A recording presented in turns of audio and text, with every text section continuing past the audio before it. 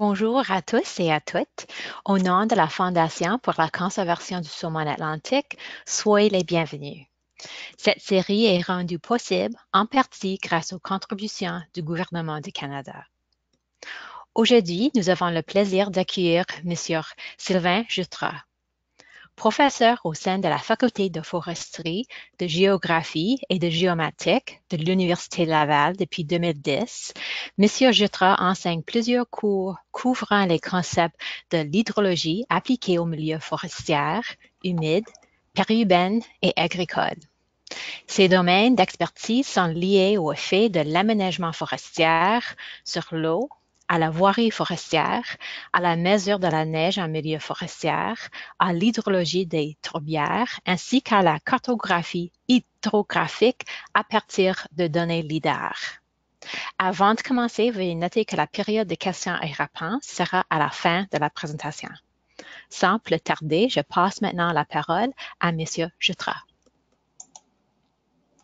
Bonjour à tous. Je viens de partir ma caméra juste pour vous dire bonjour. C'est un honneur de pouvoir vous présenter les résultats de ma réflexion en lien avec les enjeux de l'eau et la voirie forestière au Québec. Ce sera une présentation qui est quand même assez adaptée à la situation québécoise. Mais en même temps qui met en valeur des problématiques assez communes à travers le Canada, à mon avis, en lien avec l'entretien de la voirie forestière. Donc, je vais fermer ma caméra pour la suite des choses et passer donc au contenu de la présentation.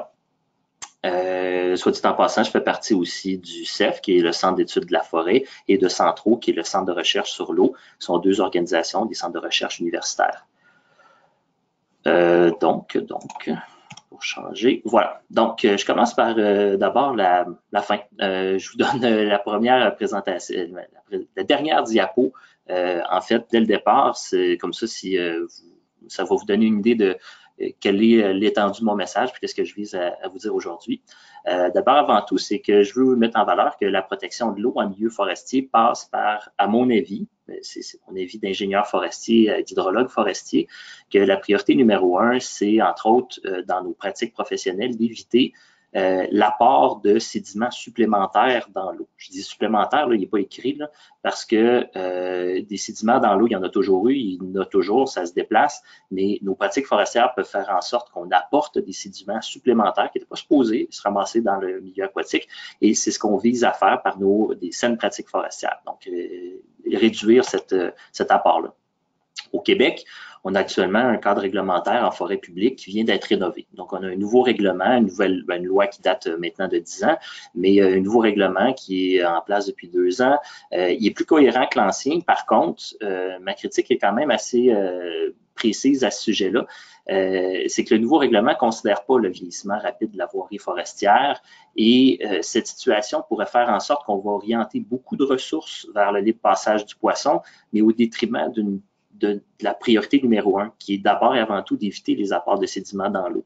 Donc, à l'heure actuelle, on est dans une situation qui n'est peut-être pas favorable pour les milieux aquatiques, à mon avis.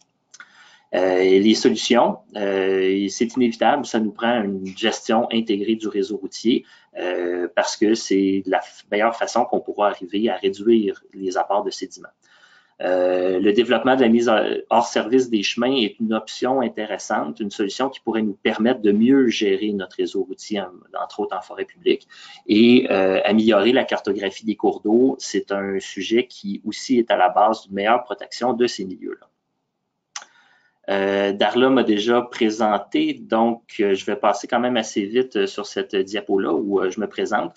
En fait, je tiens à le préciser, je suis ingénieur forestier. Ça teinte ma façon de voir les choses, mais en même temps, ça fait en sorte que mes commentaires sont quand même assez appropriés à la problématique de la gestion du territoire forestier par notre pratique professionnelle. Je suis professeur à l'Université Laval, donc j'enseigne depuis 2010 aux étudiants de premier, deuxième, troisième cycle, pour les forestiers, les bacheliers en environnement, etc. J'enseigne surtout l'hydrologie forestière et les milieux humides. Comme chercheur, ça a déjà été dit, mais je travaille sur l'hydrologie des bassins versants, la voirie forestière, donc c'est pour ça aujourd'hui que je vous en parle. J'ai un projet de recherche à ce sujet-là et je vais justement vous en donner plus de détails à la fin de la présentation. La même chose pour l'hydrographie LIDAR. Aujourd'hui, je ne vous parlerai pas d'études de la neige ni de l'aménagement des tourbières forestières, mais ce sont des thèmes de recherche aussi que moi et mes étudiants, on travaille. Un autre point qui est important à noter, c'est que je suis aussi président d'un organisme de bassin versant qui est officiellement reconnu au Québec, donc la CAPSA. Pour ceux que ça intéresse, c'est la rivière Sainte-Anne qui s'écoule à Sainte-Anne-de-la-Pérade, qui passe par Saint-Raymond. Mais ça fait en sorte que je suis très impliqué dans l'aspect politique de gouvernance participative pour la gestion intégrée de l'eau par bassin versant. Je connais les approches de concertation et ça teinte aussi ma façon d'expliquer, de voir la mise en œuvre de solutions à des problématiques qu'on peut retrouver à différents endroits sur le territoire. Donc, l'eau sur les terres publiques, c'est une responsabilité qui est, les terres publiques au Québec, là, ça représente 80% de notre territoire. Donc, c'est important c'est l'angle de point de vue que je vous présente aujourd'hui. C'est géré par le ministère de la Forêt, Faune et Parcs, des forêts, de la faune et des parcs. Donc, ça passe par la loi sur l'aménagement durable du territoire. C'est la loi qui est en place depuis 2010. Ça remplace notre ancienne loi sur les forêts. Cette loi-là contient plein de réglementations qui nous permettent de bien gérer le territoire forestier public. Depuis 2015, on a aussi une stratégie d'aménagement durable des forêts. Donc, une stratégie n'est pas un document légal comme une loi ou des règlements, mais ça donne l'idée des décisions ou des orientations, de la mission, des valeurs que veulent avoir notre gouvernement par rapport à la gestion, l'aménagement durable des forêts. À travers cette stratégie-là, il y a 6 critères, dont la conservation des sols et de l'eau. C'est important de le souligner, on ne peut pas faire d'aménagement durable des forêts nulle part au Canada sans respecter ces 6 critères-là. Il y en a un qui concerne exactement l'eau. Donc, théoriquement, on ne peut pas prétendre faire de l'aménagement durable des forêts si on ne protège pas l'eau. À l'intérieur de ce document-là de stratégie, il y a des défis parce que c'est pas simple. J'ai relevé le défi de respecter chacun des critères d'aménagement durable, ça représente beaucoup de travail. Dans le défi de durabilité des écosystèmes, il y a une orientation, la numéro 5, qui concerne les fonctions des milieux aquatiques et l'objectif 2 qui est de protéger les milieux aquatiques. Donc, si on revient à la définition ou ce qui est écrit dans la stratégie, le ministère des Forêts, de la Faune et des Parcs a spécifiquement dit que pour arriver à mieux protéger le milieu aquatique, il faut avoir des nouvelles exigences dans le règlement. Donc, le RADF, c'est le règlement dont je vais vous parler par la suite. C'est un règlement qui est copieux, qui contient plein d'informations et qui devrait nous permettre de mieux protéger le milieu aquatique. Ensuite, il y a la question de l'aire équivalente de coupe sur les rivières à saumon. C'est quelque chose qui est déjà mis en place au Québec sur la protection des territoires. Mais il reste un troisième point qui est la politique de gestion du réseau routier qui est, à mon avis, la principale priorité qu'il faut mettre en place une fois que les deux autres sont déjà mises en place, ce qui est le cas. Mais la politique de gestion du réseau routier à l'heure actuelle au Québec, il n'y en a pas. Et d'après ce que j'entends, c'est qu'il y en a qui travaillent fortement à l'heure actuelle pour proposer quelque chose éventuellement sur cette question-là. Mais pour amener de l'eau au moulin, je vais donner quelques informations sur, à mon avis, ce qui sont les priorités et ce que devrait contenir une politique de gestion du réseau routier au Québec. Donc, le nouveau règlement, comme je vous disais tantôt, c'est son petit nom entre nous, entre professionnels, on l'appelle le RADF. Donc, c'est l'acronyme du Règlement d'aménagement durable des forêts. C'est en fait une refonte complète du règlement sur les normes d'intervention, qui était le règlement en vigueur précédemment, qui est en vigueur depuis 1988, qui s'appelle le RNI. Dans la nouvelle version du règlement, donc le RADF, il contient maintenant 62 pages, il y a 167 articles, 13 annexes, c'est extrêmement précis, ça couvre toutes les méthodes de saine gestion du territoire forestier au Québec. Ça contient donc toutes les normes à suivre pour récolter du bois sur terre publique. Donc, si on veut avoir la chance comme industriel d'aller ramasser du bois et de le transformer, bien, il y a une série de règles qu'il faut respecter parce que le bois appartient à l'ensemble des Québécois. C'est une ressource publique. Donc, à partir de là, le RADF édicte un ensemble de normes très précises à ce sujet-là. Sa mise en application date d'avril 2018, donc on sera déjà dans la première année d'application sous peu. Et donc, c'est ça, ce que vous voyez dans le bas, c'est le guide d'application, une image du site web, parce que maintenant, le guide, on peut le télécharger en PDF, c'est un règlement, donc il existe un document écrit, mais il y a un guide d'application qui est extrêmement bien monté, avec plein d'images, avec plein d'explications, de définition de chacune des règles. Donc, c'est très intéressant à consulter pour ceux qui ont besoin de comprendre justement le cadre réglementaire. J'explique le cadre réglementaire pour vous mettre en valeur comment on fait pour bien gérer le territoire. Puis là-dessus, je me base sur l'hydrologie forestière, en fait. Donc, ce qu'on vise à faire par le règlement, c'est de protéger l'eau. Puis, comme je vous disais, c'est mon point de vue, on s'entend, là, c'est un angle d'attaque qui m'est propre. On peut en débattre sur savoir si c'est vraiment la principale menace en milieu forestier, mais moi, je considère que dans nos pratiques forestières, la principale menace est l'apport externe de sédiments dans l'eau. Donc, qu'est-ce que je veux dire par l'apport externe? Bien, ce qui est souvent reconnu, c'est entre autres les aires de récolte forestière. Vous voyez l'image où on a en rouge, donc, les zones où on voit de façon assez claire qu'il y a eu de l'orniérage.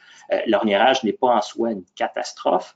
Par contre, elle favorise l'érosion des sols. Et l'érosion des sols, si c'est trop près d'un milieu aquatique, bien, ça peut favoriser le transport de sédiments qui ont été érodés d'un parterre de coupe, qui se rendent vers le milieu aquatique. C'est ça que je définis comme étant un apport externe de sédiments dans l'eau. Donc, à ce niveau-là, il existe une réglementation assez importante. Je suis allé trop vite. Donc, c'est la réduction de l'orniérage dans le RADF. L'article 45 remplace d'anciens articles qui étaient moins efficaces dans le RNI. Ça, c'est quand même un apport important. Donc, dans le RADF, on ne peut pas faire plus de 25 d'ornières sur les sentiers qui, eux, n'occupent pas plus que 25 du territoire des aires de coupe.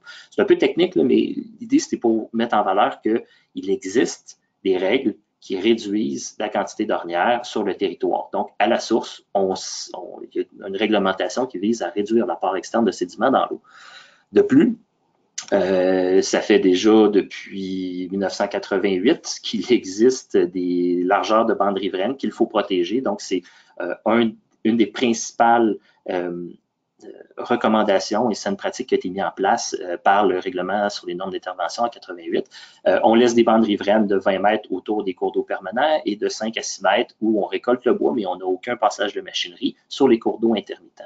Ça, c'est à la base et c'est une pratique qui est acquise, qui est respectée en milieu forestier et c'est une des étapes et une des méthodes les plus efficaces pour protéger, en fait, empêcher l'eau qui pourrait être érodée du parterre de coupe de se rendre jusque dans le milieu aquatique. Ça ne veut pas dire que ça règle tout, mais il reste que c'est extrêmement efficace, c'est reconnu et il y a plusieurs articles dans le cadre réglementaire qui concernent ça. Donc ça, c'est un acquis, on n'a même pas besoin d'aller plus en profondeur sur ces aspects-là. Par contre, le but de ma présentation aujourd'hui, c'est de vous amener vers une réflexion en lien avec la voirie forestière. Chaque chemin, on n'a pas le choix, il faut construire des chemins pour être capable d'extraire les ressources forestières et même les autres ressources du milieu forestier, que ce soit faunique, que ce soit minerais, peu importe.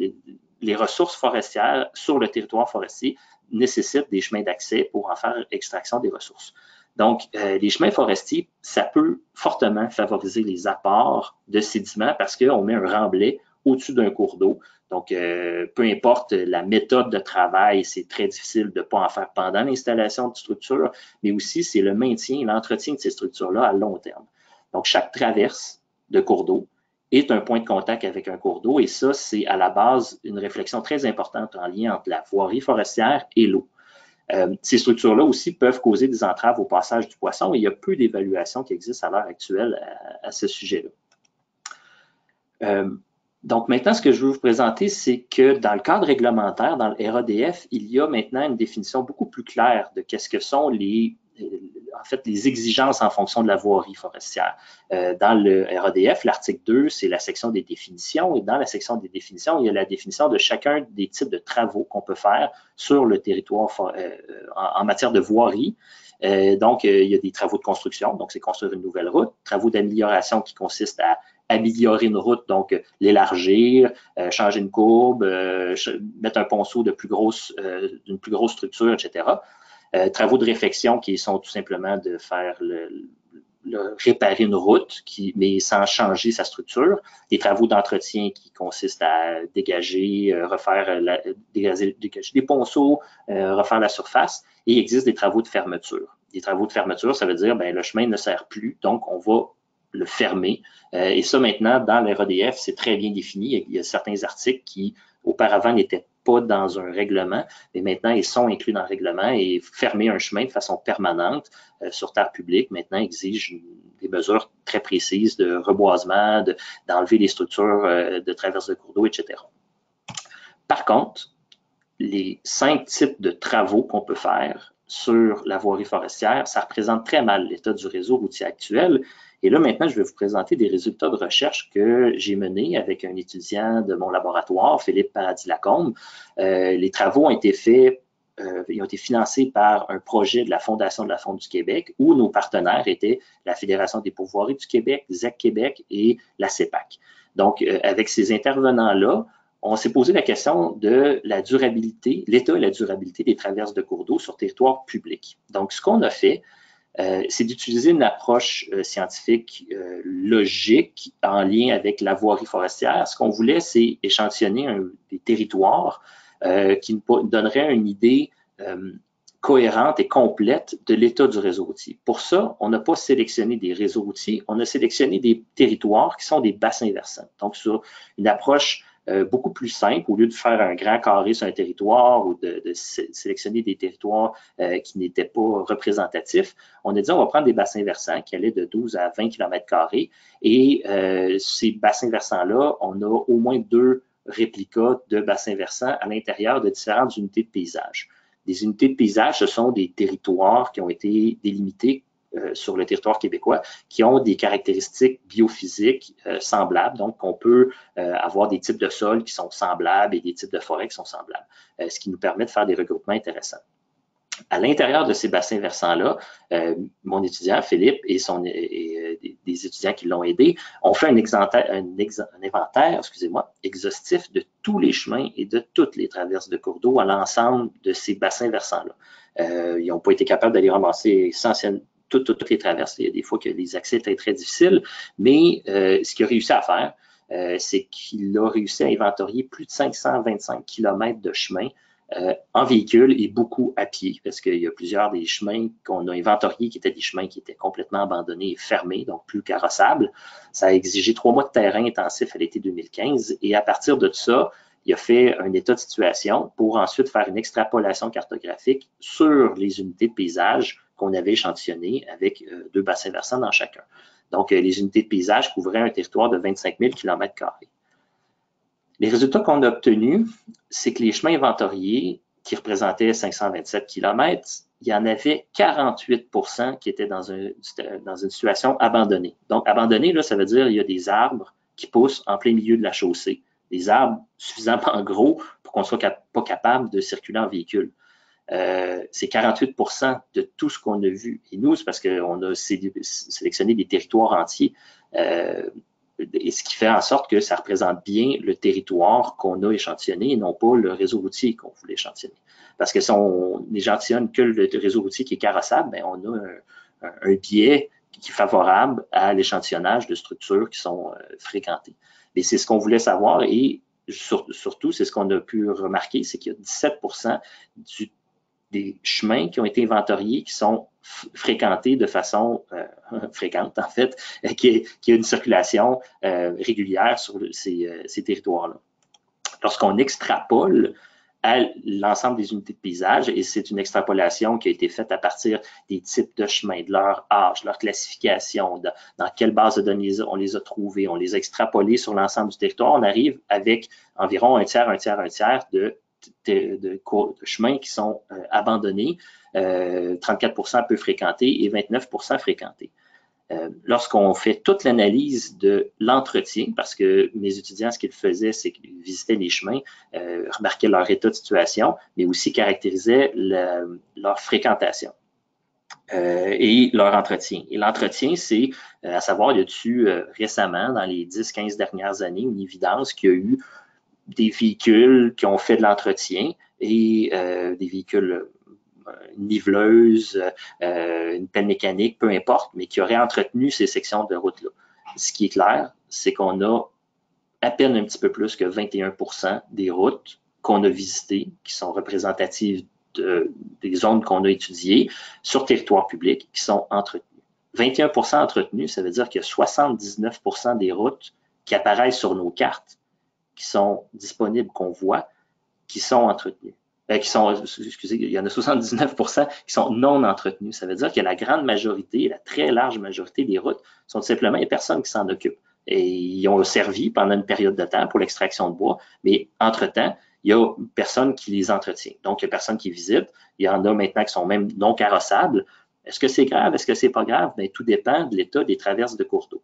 Donc, à cet inventaire-là, on a ajouté 374 traverses de cours d'eau qui ont été inventoriées.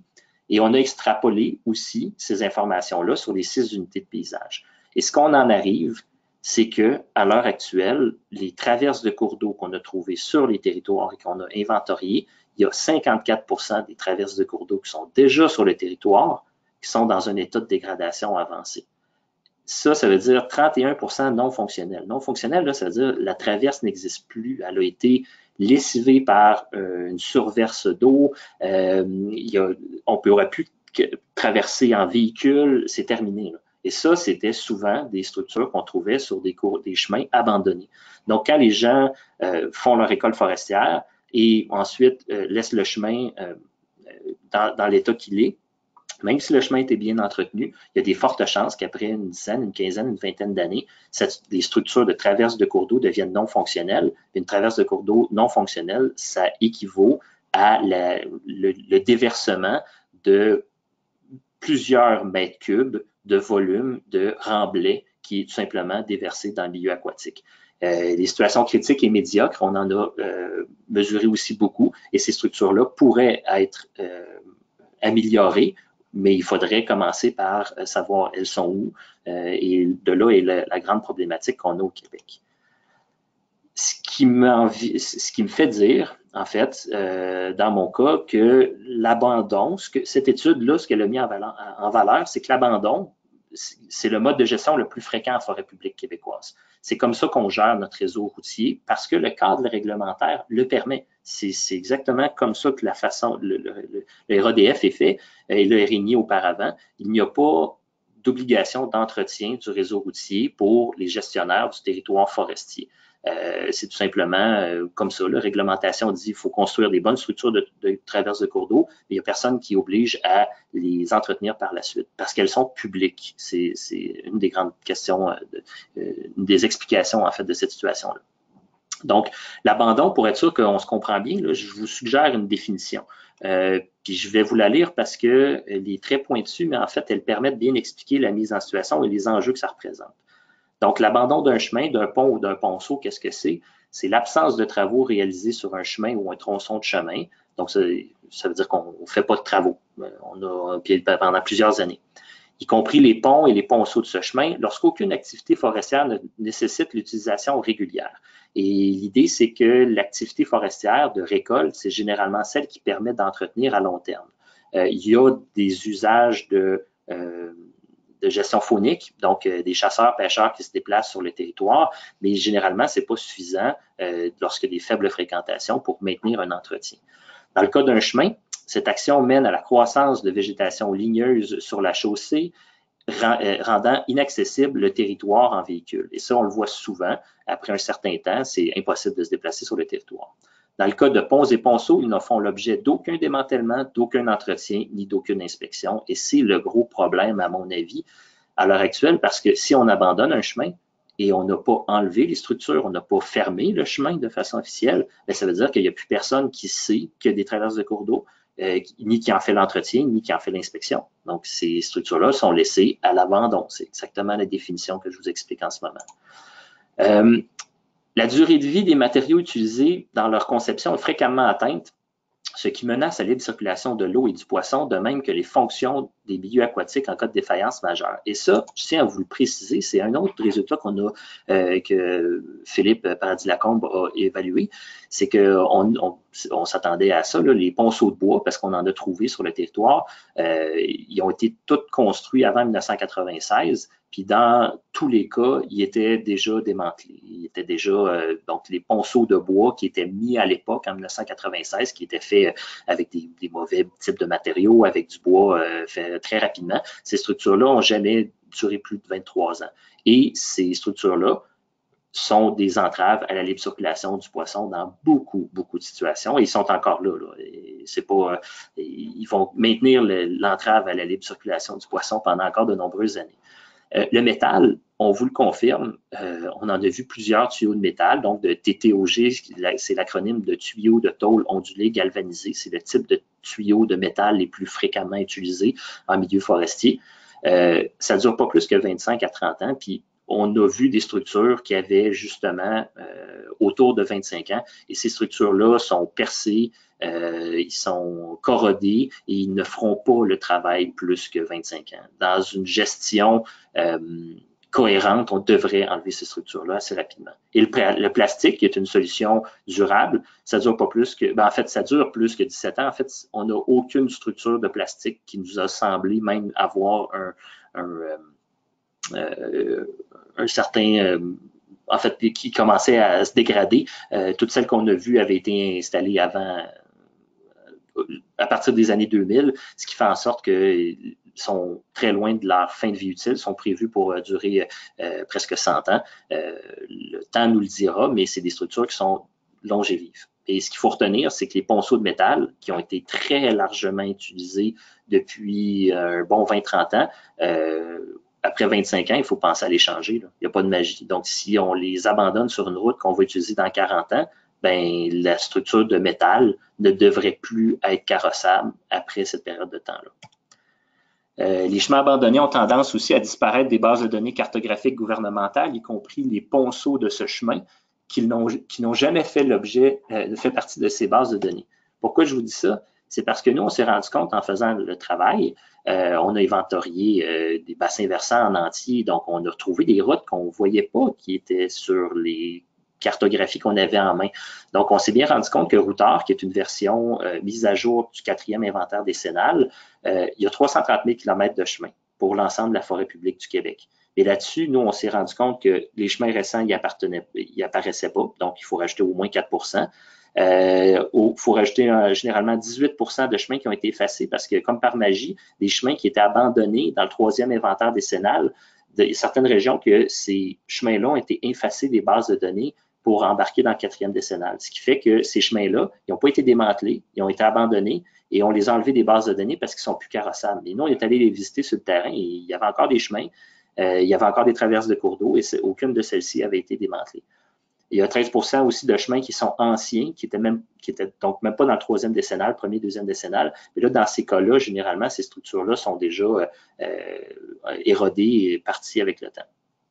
Ce qui fait que nous, on estime qu'il y a facilement plus que 400 000 traverses de cours d'eau au Québec, si on compte le fait qu'il y a environ une traverse au kilomètre. Et ça, c'est une règle du pouce qu'on a réussi à confirmer dans nos inventaires, mais qui est connue par les forestiers, qui peut facilement être plus forte que ça. Dans certaines régions, on va jusqu'à 3 et 4 traverses de cours d'eau par kilomètre, ce qui fait qu'en ce moment, c'est un estimé très, très, très raisonnable de 400 000 traverses de cours d'eau au Québec, qui facilement, il y en a au moins le tiers qui sont abandonnés à l'heure actuelle, qui pourraient menacer la qualité et le libre passage du poisson, la qualité des milieux aquatiques et le libre passage du poisson.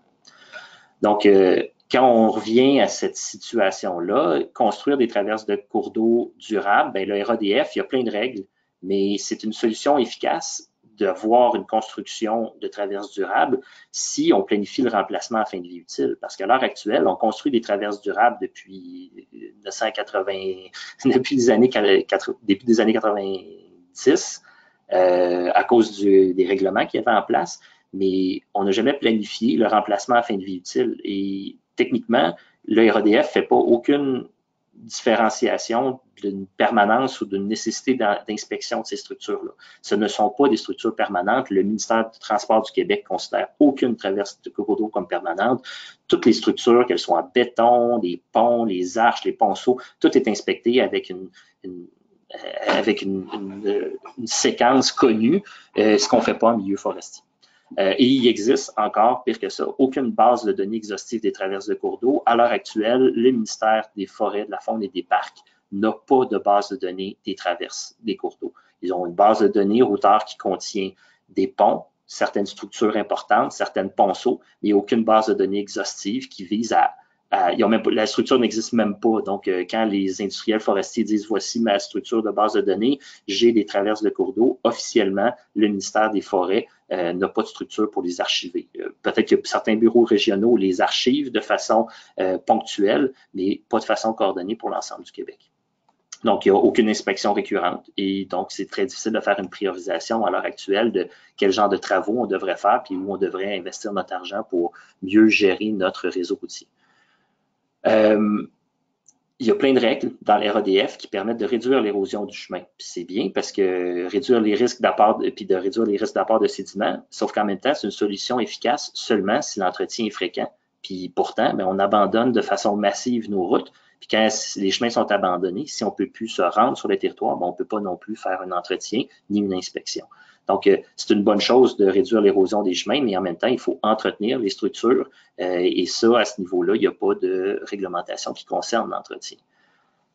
Le cadre réglementaire aussi vise à réduire les risques aux dommages directs aux écosystèmes aquatiques, donc éviter de construire des structures à proximité de frayères ou en amont de frayères, c'est logique, et de construire des traverses de cours d'eau aussi qui permettent le libre passage du poisson. Ça, c'était dans le RNI, dans un règlement, mais pas très précisément décrit. Maintenant, c'est extrêmement bien décrit dans une série d'articles, donc l'article 103, 104, 105, 106, 107, 108. Ces articles-là permettent de bien cibler comment construire des traverses de cours d'eau qui permettent le libre passage du poisson. Donc, la pente du cours d'eau devient maintenant très importante. Je vous explique un peu parce que je vais continuer à vous parler un peu de cette question-là. Dans la base de données que Philippe Paradis-Lacombe a pris en place, il y avait plus de 160 traverses de cours d'eau où on avait mesuré les pentes. Donc, vous voyez un schéma, là, on mesurait toutes sortes d'informations sur la pente du tuyau, la pente du cours d'eau, etc. Puis, ce qu'on arrive à voir, c'est que sur 160 traverses de cours d'eau, il y a à peine 27 des traverses de cours d'eau qui sont en bas de 2 de pente. Le cours d'eau fait 2 de pente. De 2 à 6 ça représente 41 de la base de données. Et de plus de 6 c'est 32 de la base de données. Pourquoi je vous présente ces données-là? C'est parce que des données, des ponceaux avec des pentes de plus de 2 devraient exiger l'installation de structures qui permettent le libre passage du poisson. Puis je vous confirme que sur les 160 traverses de cours d'eau, aucune était adaptée au libre passage du poisson dans des situations de pente forte. Donc, c'était seulement des tuyaux pas suffisamment bien enfouis. C'est tout ce qu'on a mesuré. C'était que ça. Il n'y a pas d'arche, pas de déversoir, pas de structure comme celle-là. Donc, dans la situation de ce qu'il y a actuellement sur le terrain, très peu de traverses de cours d'eau permettent le libre passage du poisson quand les pentes sont fortes. Les structures n'ont pas été construites de cette façon-là. Donc, le libre passage du poisson, c'est un concept qui vient, entre autres, de la collaboration entre le ministère des Forêts et le ministère MPO, donc Pêche Océan Canada, en lien avec un travail qui a été fait avec le MTQ, le ministère des Transports du Québec, dans le cadre du projet de l'élargissement de la route 175, donc entre Québec et Chicoutimi.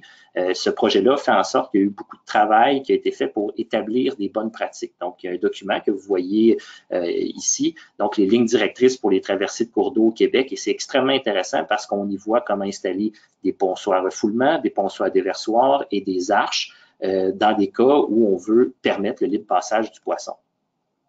Ce qu'on voit dans la recommandation qui découle de ce document-là, c'est que Pêche Océan Canada dit qu'il faut faire des inventaires de cours d'eau. C'est absolument indispensable parce qu'il faut déterminer la pente et la largeur des cours d'eau. Savez-vous quoi? Au milieu forestier, on ne faisait jamais ça. Donc, les gens en région ne mesuraient pas les pentes. On les mesure maintenant parce que c'est rendu obligatoire. Puis ça nous prend des instruments comme ceux-là qui sont très faciles d'utilisation en milieu forestier, mais on peut aussi utiliser des niveaux optiques, d'autres méthodes.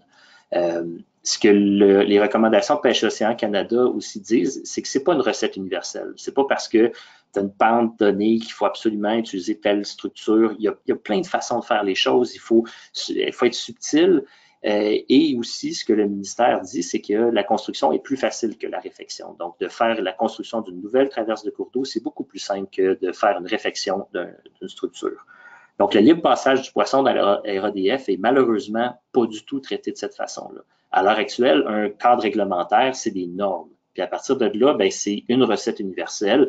L'exemple de l'article 108 est très clair. On voit très bien, si vous avez une pente de plus de 6 vous mettez une arche, puis l'arche, ça se fait de telle façon. C'est extrêmement complexe à suivre et il n'existe qu'une seule façon d'installer pour l'instant, parce que là, pour l'instant, il y a des discussions pour élargir ça, mais dans le cadre réglementaire, vu que c'est normatif, on n'a pas le choix. C'est une recette que moi, je considère comme étant très universelle, ce qui est plutôt le contraire de ce que Pêche Océan Canada avait recommandé. Mais ça va permettre l'évitement et c'est ce qui se passe à l'heure actuelle. Donc, l'article 103 et 104 dit si vous n'avez pas à assurer le libre passage du poisson, vous pouvez installer des ponceaux comme on le faisait dans le cadre du RNI auparavant. Donc, le RADF, à mon avis, ça va favoriser la relocalisation des traverses mal positionnées. Et ça, c'est une excellente solution hydrologique. Donc, si on a une route qui est mal placée, qui est en mauvais état, ben, théoriquement, c'est super intéressant. On pourrait changer la route de place puis la mettre à un endroit où le coût de construction va être diminué. On va réduire les coûts d'amélioration puis on va améliorer la situation pour le milieu aquatique puis le libre passage du poisson. Mais le problème, c'est que l'abandon de l'ensèchement, c'est, à mon avis, une option injustifiable, mais c'est ce qui est encore permis. À l'heure actuelle, le RADF, le règlement, n'oblige personne à démanteler une route. Donc, en ce moment et depuis plusieurs années, il y a beaucoup de construction de routes parallèles à des routes qui sont en mauvais état parce que ça coûte moins cher de construire une nouvelle route que de réparer l'ancienne qui exigerait des dérogations. Mais par contre, dans le cadre réglementaire, il n'y a personne qui oblige l'intervenant qui va construire la nouvelle route à démanteler l'ancienne. Donc, on peut avoir une route qui permet le passage du poisson, qui va se construire une nouvelle, mais sans démanteler l'ancienne et les structures vont pouvoir rester là jusqu'à temps que quelqu'un décide de les enlever. Et cette situation-là, dans certaines régions, c'est pas toléré, mais dans d'autres, ça se fait encore. Donc, ça devrait être plus cohérent que le bassin versant. Ça, c'est l'autre affaire, c'est qu'en ce moment, le RADF ne considère pas les approches de bassin versant et de gestion du bassin versant. Donc, ça nous fait en sorte qu'on peut construire à grands frais une structure qui nous permet le libre passage du poisson, mais qu'en amont et en aval, il y a une série d'infrastructures qui ne le permettent pas et celles-ci sont abandonnées. Donc, bonne chance aux poissons pour se rendre jusque dans votre traverse. Donc, la mise en application du RADF, à mon avis, si on a une gestion stricte des normes du RADF, on va éviter l'utilisation, donc on va éviter de faire l'entretien des routes, ce qui va accélérer l'abandon et l'apport de sédiments. Les efforts vont être orientés vers le libre passage du poisson, puis les conséquences, c'est qu'il y aura moins de ressources pour le reste du réseau routier et ce qui va faire en sorte qu'on va mettre plus d'argent sur moins de traverses, donc on va accélérer l'abandon et l'apport de sédiments. Je crois aussi que le développement de routes parallèles sans fermeture, ça aussi, ça va accélérer l'abandon et l'apport de sédiments dans le réseau aquatique. À l'heure actuelle, toutes ces choses-là, malheureusement, sont en train de se passer par la mise en application de la RADF, d'après ce que j'en connais de ce qui m'a été rapporté de la situation. Et ça fait naître des conflits pour le partage des coûts parce que tous les chemins appartiennent à l'État. Lorsqu'on est en terre publique, une fois que la route est construite, elle appartient à l'État et pour l'instant, l'État n'a pas de mode de gestion de ses propres routes, une gestion intégrée du réseau routier. Donc, c'est ça que ça nous prend. Ça nous prend donc dans les outils qui nous manquent, il faut vraiment aller de l'avant vers une politique de gestion intégrée du réseau routier. Et pour ça, qui fait quoi, qui paie quoi, qui décide quoi, c'est pas simple parce que les routes appartiennent à un propriétaire qui est l'État. Puis c'est théoriquement au propriétaire de coordonner le dossier parce que les autres le feront pas juste par acquis de conscience. Donc, il y a plusieurs tables gires qui se penchent depuis très longtemps, mais les ressources, le cadre décisionnel ne permet pas de mettre en place les tables GIR, donc les tables de gestion intégrée des ressources et du territoire, qui sont mises en place au Québec. Malheureusement, après les décisions régionales, il n'y a pas de mise en application qui est très simple. Donc, ça prend le développement, la consolidation, l'entretien et la fermeture. Il faut traiter de tous ces thèmes-là. Et aussi, il faudrait commencer à traiter directement du problème d'abandon parce que si on fait un cadre de gestion du réseau routier, qui est juste un cadre de gestion des axes routiers principaux qui permettent l'accès à la ressource, on n'a même pas le quart de la job qui est faite. Il faut vraiment traiter du problème d'abandon, sinon, on ne réglera pas le problème des enjeux de l'eau en lien avec la voirie. Il faut mettre en place aussi une base de données des chemins forestiers parce que déjà, on n'a pas des chemins exhaustifs à jour. Puis aussi, il faudrait commencer à avoir une base de données des traverses de cours d'eau parce que ça nous prend un état et une date d'expiration sur chacune des structures. Sinon, c'est difficile de prétendre qu'on fait une gestion cohérente d'un aménagement forestier durable. Il faut aussi développer des outils alternatifs en voirie. Ça, là-dessus, il y a un pan de réglementation et de travail qui se fait. Le ministère des Forêts a ouvert la porte à l'usage d'ouvrages amovibles, donc des pontages et des ponts provisoires. On en voit ici qui sont présentés par Chantier Chibougamau et qui sont utilisés aussi par Hydro-Québec. C'est une solution extrêmement intéressante, mais dans des cas bien précis. C'est pas pour toutes les mises en situation, mais l'avantage de ces ouvrages-là, c'est que ça permet justement un démantèlement de routes et de fermeture avec moins d'impact. Je travaille aussi, moi, au sein de la recherche scientifique pour développer des outils alternatifs en voirie. Une des choses, c'est de faire en sorte qu'on puisse utiliser des chemins temporaires ou qu'on appelle des chemins qui sont mis hors service. Donc, ce qu'on fait, c'est qu'au lieu d'abandonner la route, on réduit l'usage et on dit que ce ne sera que des usages légers, donc seulement des véhicules légers et des structures qui vont permettre d'éviter de laisser à l'abandon des structures comme vous voyez ici. Donc, du côté avant, vous voyez une structure qui a été rénovée à plusieurs reprises. C'est des dizaines et des dizaines de 10 roues qui ont été lessivées par le barrage de Castor qui a bloqué les ponceaux, qui a défait la route et ainsi de suite. Et ça a été perpétué pendant plusieurs années. Ce site-là est sur la Côte-Nord et on a changé la structure par une traverse à gué aménagée, qui est une structure qui nous permet de faire des passages à gué avec des véhicules légers, avec une faible fréquentation. Et c'est ce qu'on met de l'avant. C'est un projet de recherche. À l'heure actuelle, ce ne serait pas une solution qu'on pourrait mettre partout, mais dans bien des cas, d'avoir une structure comme celle-là va amener beaucoup moins de dommages à l'environnement que de laisser la structure comme il était avant et de perpétuer un non-entretien et un dommage à l'environnement par l'érosion. Donc, un dernier outil que je tenais à vous présenter avant de terminer ma présentation, c'était l'amélioration de la cartographie des cours d'eau parce qu'à l'heure actuelle, le LIDAR est une source de données qui est extrêmement efficace. Vous en avez sûrement déjà entendu parler, mais qui nécessite beaucoup d'ajustements sur le terrain et c'est un projet de recherche qu'on fait à l'heure actuelle. Ici, je vous présente des résultats qui ont été mis de l'avant par mes étudiants, donc Lessard, Drolet, Perrault, Mathieu Varin qui travaille au CERFO. L'idée, c'est de vous montrer une photo aérienne d'un territoire et de la source de données de la BTTQ. Donc, la BTTQ, c'est la base de données topographiques du Québec. C'est la source d'information cartographique sur l'hydrographie. Donc, si vous voulez les cours d'eau au Québec en territoire forestier, bien, vous prenez la BTTQ, vous l'affichez. Puis, ce qu'on voit, c'est que la ligne qui est là, ça, c'est le cours d'eau qui est supposé passer. Mais à partir du moment où on a les données LIDAR, puis nous, on le sait de toute façon comme ingénieur forestier que la ligne ne passe pas au bon endroit dans bien des cas. Donc, notre inventaire de terrain exige qu'on fasse des bandes riveraines à partir de la route du cours d'eau lui-même. Mais le LIDAR, dès qu'on le voit, je vous présente maintenant le LIDAR sur le même site, bien, on voit on le devine, le cours d'eau. Puis à partir d'algorithmes assez simples, c'est l'avantage du LIDAR, c'est qu'on voit sous le couvert forestier à cause de la technologie. Bien, on est capable de faire un nouveau réseau hydrographique complet et qui n'est pas du tout celui qu'on avait avant. Donc, cette situation-là nous permet de mieux gérer le territoire et les données LIDAR maintenant sont acquises de façon massive par le ministère des Forêts, de la Faune et des Parcs. Ça va couvrir tout le territoire du Québec méridional, donc 500 000 km² d'ici 2021.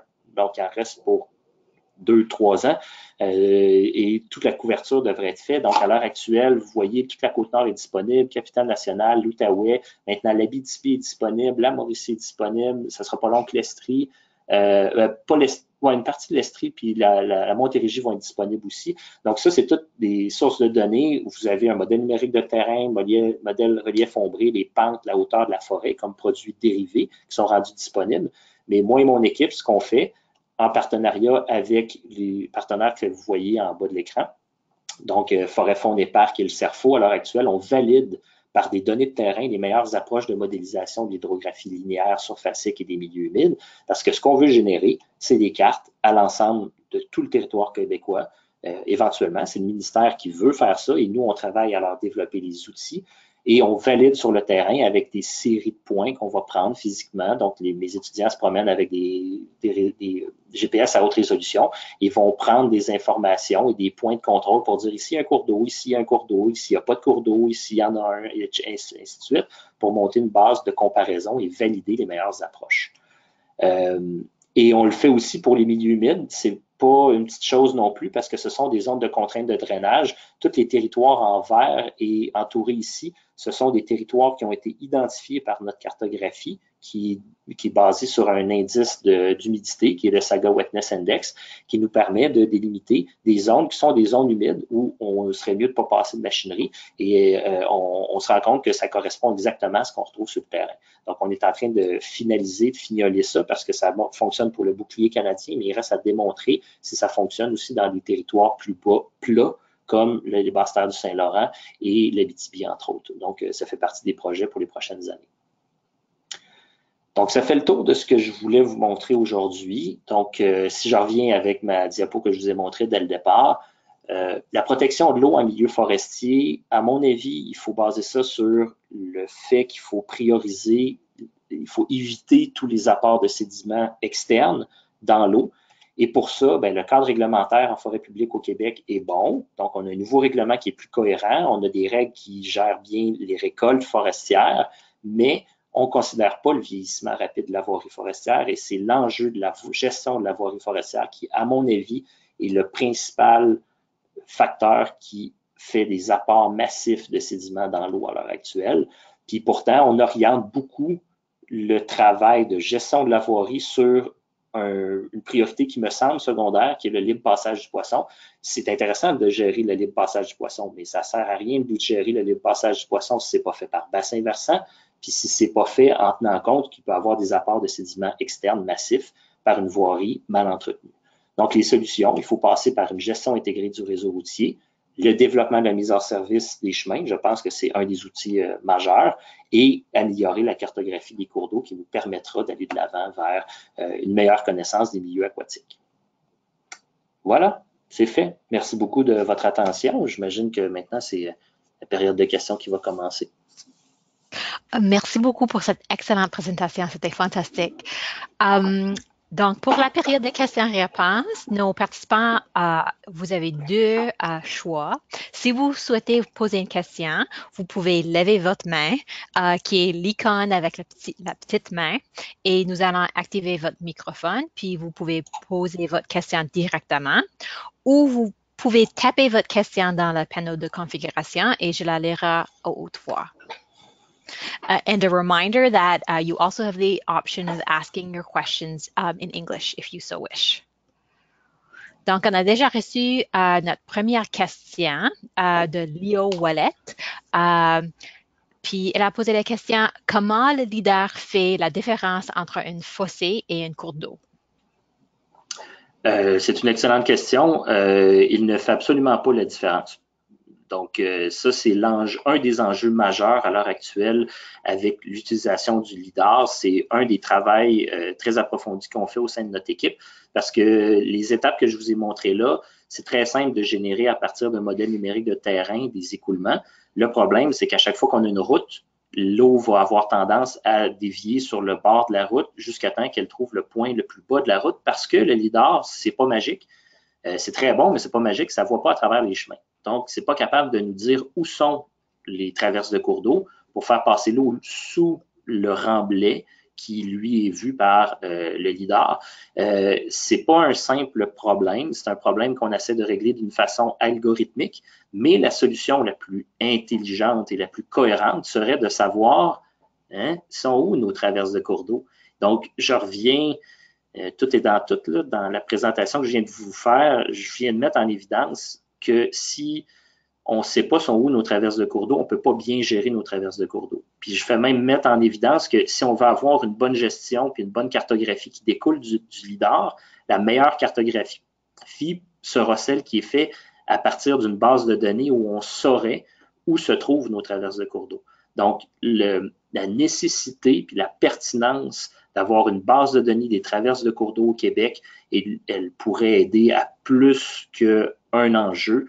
Et ça, j'y reviens souvent. Ça serait un outil absolument fascinant et utile dans plein de choses. Donc, c'est un des gros problèmes, donc de savoir est-ce qu'on a un cours d'eau ou un fossé.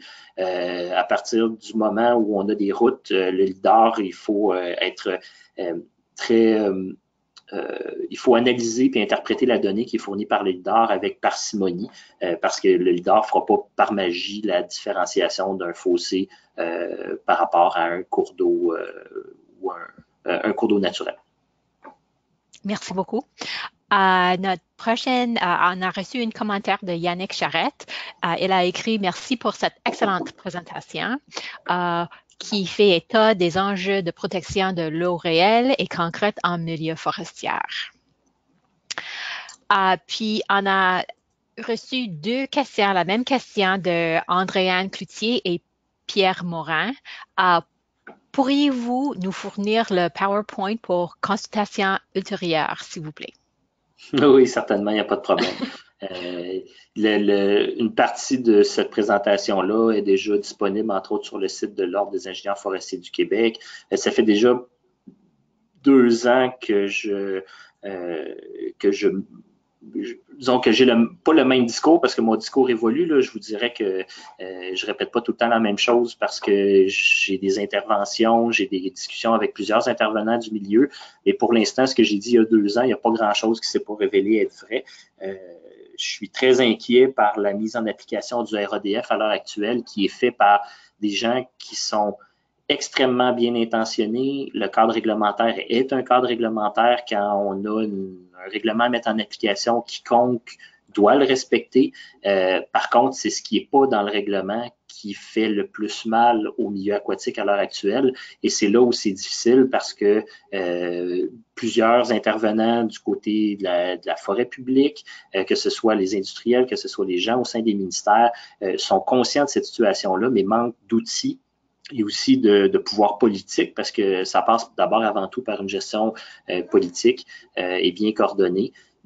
Donc, c'est à vous tous, comme intervenants, de poursuivre les interventions par rapport à ça, parce que c'est pas moi, comme chercheur, qui peut changer les choses. Moi, je peux éveiller les consciences, mais pas nécessairement changer les choses de façon directe. Mais les intervenants du milieu peuvent aller de l'avant et il y en a beaucoup qui le font depuis longtemps. D'essayer de régler le dossier de la voirie forestière, entre autres au sein des TABGIR.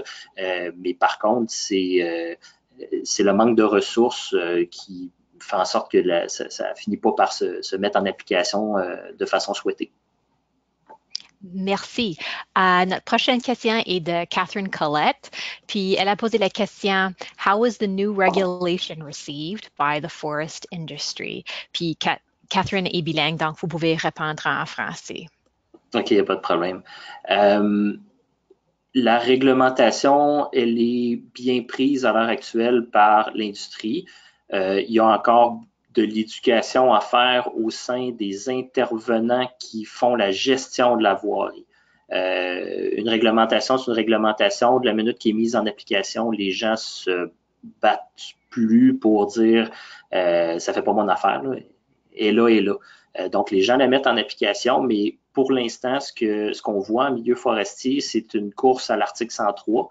L'article 103 qui dit qu'on n'a pas à assurer le libre passage du poisson s'il y a une contrainte au passage naturel du poisson, donc une chute importante de plus d'1 mètre ou une pente ou des roches lisses en amont ou en aval avec certaines distances. Donc, ça dit si la route, tu la passes à un endroit où de toute façon, le poisson ne passe pas, tu n'as pas à assurer le libre passage du poisson. Donc, ce que les gens font, c'est qu'en ce moment, quand on a besoin de construire des routes, les gens trouvent les façons d'installer leur route à ces endroits-là de façon précise, ce qui n'est pas une mauvaise chose. Mais en même temps, en faisant ça, c'est qu'on construit des nouvelles routes à des endroits où on aurait pu réparer une ancienne. Mais réparer l'ancienne coûte tellement cher parce qu'il faut installer une arche ou un déversoir. Et à l'heure actuelle, ben, ça coûte moins cher de faire une nouvelle route que de réparer l'ancienne. Donc, le dossier d'évitement, les industriels, à l'heure actuelle, l'utilisent parce que c'est ce qui est le plus cohérent à faire. À leur place, je ferais la même chose. La question est qu'en ce moment, le cadre réglementaire, même s'il vise une meilleure gestion de l'eau, réussit pas à adresser puis à faire en sorte qu'on ait une meilleure gestion des habitats aquatiques. Merci. Notre prochaine question est de Chelsea Archambault. Est-ce que la bande de protection de 6 mètres, 20 mètres des cours d'eau intermittents et permanente est toujours suffisante pour arrêter l'apport de sédiments externes dans le réseau hydrographique? Selon ce qu'on sait à l'heure actuelle, 20 mètres pour les cours d'eau. En fait, la réponse, c'est oui et non, parce qu'il y a bien des endroits que 10 mètres au lieu de 20 mètres, ce serait suffisant. Puis il y a des endroits où 30 mètres, ça ne sera jamais encore assez suffisant. Tout dépend de la pente, des écosystèmes ça fait longtemps que l'idée de faire des gestions de bandes riveraines à largeur variable a été suggérée, mais par contre, c'est la mise en place d'une structure comme celle-là serait tellement complexe au niveau normatif que pour l'instant, on fonctionne encore avec des bandes de 20 mètres pour les cours d'eau permanents. Pour les cours d'eau intermittents, 6 mètres, d'après ce qu'on en comprend, c'est suffisant, à part aux endroits où on traverse les routes. Parce que ça paraît pas, là, mais généralement, il y a des routes aussi qui traversent des cours d'eau intermittents. Mais si on arrête nos fossés à 6 mètres, ce qui était, d'après ce que je comprends, la règle dans le RNI, donc il y a un an, c'était possible d'avoir des fossés qui s'en aillent jusqu'à 6 mètres d'un cours d'eau intermittent quand on a une route. Et par contre, maintenant, cette déviation-là, dans le RNI, elle est faite à 20 mètres. Donc, c'est suffisant, d'après ce qu'on en comprend. Mais par contre, c'est clair qu'on peut toujours trouver des cas où c'est pas suffisant à cause de particularités techniques, de type de sol, de profondeur de sol, de pente, etc. C'est malheureux, je ne peux pas vraiment en dire plus, mais j'ai tendance à croire que d'avoir une bande de protection de 6 mètres, c'est extrêmement efficace parce qu'il y a plusieurs endroits ailleurs au Canada où on ne fait pas de protection des petits cours d'eau, des headwater streams, des cours d'eau intermittents, des cours d'eau de tête, peu importe comment ils sont définis. Et c'est le fait de ne pas avoir de machinerie qui s'en va vers ces milieux-là qui fait en sorte qu'on réduit beaucoup l'apport externe de sédiments. Donc, c'est très efficace, pas dans tous les cas, mais c'est une des règles qu'il faudrait absolument pas négocier ou changer par l'avenir. En fait, une des choses qui va changer beaucoup, c'est qu'on va facilement doubler, voire tripler la quantité de cours d'eau intermittents et permanents à partir des données LIDAR. Là, ce qui va changer, c'est qu'il va y avoir des cours d'eau partout. Là. De la minute qu'on sort, ben nous, on le voit, là, on est en train d'évaluer le chiffre exact, mais on double facilement le nombre de cours d'eau intermittents sur le territoire. Puis les cours d'eau intermittents, là, la quantité est phénoménale. Là. Il n'y en a presque aucun qui sont cartographiés en forêt boréale publique de toute façon, parce que ce qui est cartographié comme étant intermittent, c'est généralement des cours d'eau permanents. Donc, quand on arrive avec une carte des écosystèmes ou de la définition des cours d'eau basée sur le LIDAR, on fait exploser cette nuance-là. Donc, il y aura beaucoup plus de bandes de protection dans l'avenir à partir des données LIDAR. Merci beaucoup. La prochaine question vient de Antoine Richard, puis il a écrit « Merci Sylvain pour la présentation. Selon ton expérience, est-ce que la durée de vie d'une arche en toile ondulée est la même que celle d'un tuyau en toile ondulée? » OK. Merci Antoine pour ta question. Oui, la durée de vie, en fait, là, ce qu'il faut comprendre, c'est que la méthode d'installation telle que décrite dans le RADF et l'article 103 et l'annexe 10, si je me souviens bien, ou 11, en tout cas, mais l'article 108, excusez-moi, l'article 108 qui décrit comment installer une arche fait en sorte que l'installation est peut-être pas idéal parce que la structure descend très bas. Mais par contre, les arches que moi j'ai vues, j'en ai vu plusieurs dans l'Ouest canadien qui ont été installées, la durée de vie est inévitablement beaucoup plus longue qu'un tuyau de tôle ondulé galvanisé parce que il y a généralement quand c'est installé bien, avec suffisamment large et suffisamment enfoui, il n'y a presque pas de contact entre l'eau à débit de base. Donc, un cours d'eau, il y a tout le temps un peu d'eau qui coule. Là, le débit de base fait en sorte que cette zone-là, si on a un tuyau de tôle, ça devient rouillé très rapidement. Tandis que si on a une arche, ben, si elle est bien installée, l'eau ne touche pas au métal dans cette situation-là. Ce faisant, ben, on a une durée de vie qui est extrêmement longue parce qu'il n'y a presque pas de contact ou très rarement contact entre l'eau et la structure. Donc, on va avoir généralement le calibre du métal qui est utilisé pour des arches généralement plus épaisses, ce qui fait qu'on a une durée de vie plus longue aussi. Donc, on peut avoir des durées de vie de 30, 40, 50 ans facilement avec des arches lorsqu'elles sont bien installées et bien entretenues, tandis que des tuyaux de tôle ondulés galvanisés, si on les enfouit de 20 à 30 leur durée de vie va probablement jamais dépasser 25 ans. Et si on utilise des déversoirs, c'est encore pire parce que là, la soudure qui est faite pour mettre les déversoirs, donc les espèces d'échelles métalliques qui sont à l'intérieur du tuyau. Ça, c'est qu'on fait un tuyau puis on les soude après. Et quand on fait des soudures, chaque point de soudure devient un point où la galvanisation est réduite parce qu'on ne regalvanise pas le tuyau généralement une fois que ça c'est fait, ce qui fait en sorte que le tuyau qui est utilisé pour des déversoirs a une durée de vie qui va généralement pas dépasser 15 à 20 ans. On enlève facilement 5 à 10 ans. Ça, c'est connu depuis longtemps dans l'Ouest canadien. Puis dans l'Ouest canadien, il n'y a plus personne qui... Ben, plus personne. En tout cas, les praticiens me disaient que les gens veulent installer maintenant des arches au lieu d'installer des tuyaux de tôle ondulés galvanisés avec des versoirs, tout simplement pour une question de durée de vie. Donc, ça coûte plus cher à l'installation, installer une arche, mais la durée de vie fait en sorte que c'est presque pas logique d'installer changer un tuyau après 20 ans, là, à chaque 20 ans, ça finit par coûter quand même assez cher là, quand on installe des ponceaux à déversoir. Merci. Notre prochaine question est de Yannick Charette. Comment pouvons-nous distinguer un ruisseau intermittent d'un ruisseau permanent, tant sur le terrain qu'avec LIDAR, entre autres?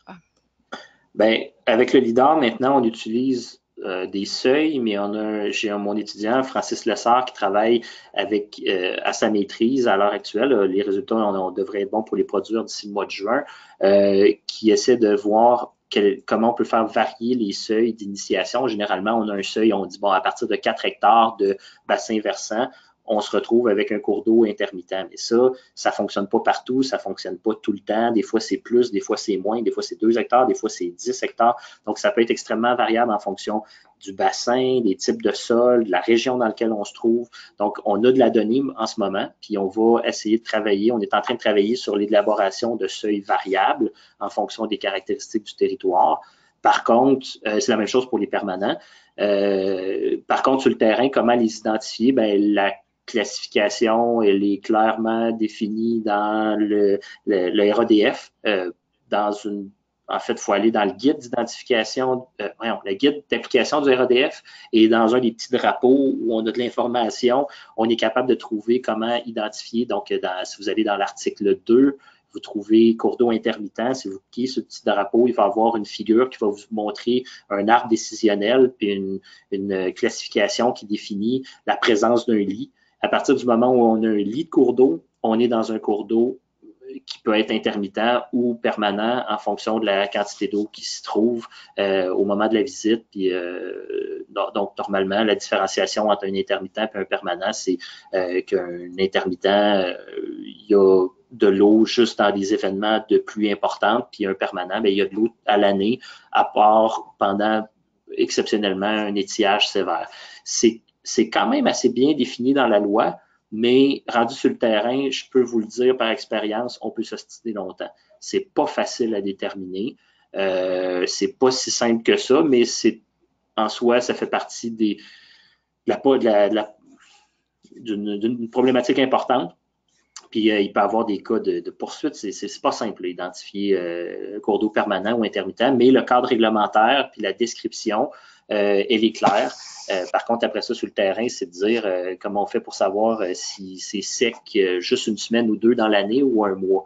À partir de là, ben, ça prendrait de l'hydrologie. Puis moi, je peux vous dire qu'il n'y a pas grand monde qui a le temps de ramasser de la donnée de débit pour répondre à cette question-là de façon précise sur tout le territoire. Donc, encore une fois, la réponse est floue, c'est de dire ben, le cadre réglementaire est suffisamment bien décrit, mais dans la réalité, c'est pas si simple. Puis dans le LIDAR, nous, c'est au cœur de notre travail. On veut vraiment travailler à bien identifier les seuils. Généralement, c'est 2 puis 25. Donc, excusez, 4 puis 25. Donc, un intermittent, ça commence à 4 hectares, puis un permanent, ça commence à 25 hectares. Mais ça, c'est une règle du pouce qui marche pas tout le temps bien dans certaines régions. Nous, on l'a constaté, ça marche pas très bien en Outaouais. Ça marche, mais pour le bouclier canadien, on s'en est servi, puis on tourne pas trop loin autour de ça. Mais on va avoir des résultats plus précis à vous présenter par rapport à ça d'ici peut-être un an. Merci. Notre prochaine question est de Mathieu Boudreau. Mathieu? Vous avez mis sur les herbiers, là, il parlait du char, du slick, là, les herbiers qui sont immergés un peu, tout. Mais tu sais, en eau salée, ta catégorie de plantes qui se place dans un herbier est dépendante de ta salinité. Mathieu? C'est clair, c'est précis, tu sais. Excusez-moi, je pense que c'est pas la bonne question qui se dit en ce moment. Grille naturelle des hauts de D'accord. Donc, notre prochaine question vient de Yannick Bourque. On pense souvent au pinceau quand il s'agit de traverser un cours d'eau. Pourquoi les passerelles plus durables et nettement moins nuisibles pour le cours d'eau ne sont pas mises en avant? À l'heure actuelle, les passerelles, ce que je comprends de la question, c'est les ouvrages amovibles. Donc, d'utiliser une espèce de structure, soit de métal, soit de bois, qui est assemblée sur le terrain, qui nous permet d'avoir un passage, donc d'avoir de la machinerie lourde qui va traverser un cours d'eau pendant des travaux de récolte qui peuvent durer 1 an, 2 ans, 3 ans, puis par la suite enlever cette structure-là pour laisser démanteler la route. C'est maintenant possible dans le cadre du RADF. Mais dans le cadre du RADF, les ouvrages amovibles doivent être utilisés s'il y a fermeture au bout de 3 ans. Il faut que ça soit une vraie fermeture, donc pas une mise hors service, pas une traverse à gué, c'est pas encore possible. Ce qui fait que l'usage des ouvrages amovibles est très, très, très restreinte. Il y a presque personne dans certaines régions. En fait, il y a eu, par le passé, c'était possible, mais il y a eu une mauvaise presse. Ce qui est arrivé, c'est que les gens se sont achetés des structures qui doivent nécessairement être amorties sur des dizaines d'années. Voire 5, 6, 7 ans, là, on va dire au minimum. Là. Mais quand on arrive, on le défait, on l'installe dans un chantier, puis que finalement les gens sont plutôt réticents, connaissent moins ça, ils disent non, ça fait pas mon affaire, j'aime pas ça comment tu l'utilises, puis ton chemin, tu le fermes pas après. À partir de là, l'usage est rendu moins populaire. Donc, sur un point de vue technique, hydrologique, pour la protection de l'eau, on aurait tout à gagner à utiliser de façon plus fréquente des ouvrages amovibles, donc des traverses, comme vous avez dit, pas des traverses, mais des passerelles. Ça, j'en suis convaincu au point de vue hydrologique. Par contre, le cadre réglementaire ne permet pas un usage facile et les industriels qui ont à utiliser ces structures-là sont assez réticents à investir s'ils ne savent pas s'ils sont capables d'amortir à long terme ces structures-là. Et donc, tout passe par une gestion du réseau routier parce qu'il faut être capable d'installer et d'utiliser ces structures-là avec un amortissement valable. Merci. Puis, elle a écrit aussi une passerelle peut rester en place une centaine d'années. Quand on parle d'une passerelle qui reste en place pendant une centaine d'années, on appelle ça un pont. Puis à partir de là, quand on utilise des ponts en milieu forestier, on parle de génie civil, puis là, on tombe dans une game que moi, je connais beaucoup moins et qui est plus complexe. À l'heure actuelle, un des problèmes au Québec, c'est que on peut construire un pont, puis on ne sait pas absolument pas, l'industriel forestier n'a aucune idée du volume de bois qu'il va être capable d'aller chercher l'autre bord. Il y a 5-10 ans, on était capable de construire un pont en disant je vais l'amortir sur le revenu que va me rapporter le 300-400 000 mètres cubes de bois qui est au bord de mon pont. Mais si mais aujourd'hui, avec le BMMB, avec la gestion qui est faite au sein du ministère, les industriels ne savent pas quel volume de bois sur le 400 000 qui est disponible. Il y en a peut-être juste 200 qui vont être attribués à eux. Et à partir de là, ben, ils n'ont pas l'intérêt à construire le pont s'ils sont seuls à le payer. Puis à l'heure actuelle, c'est par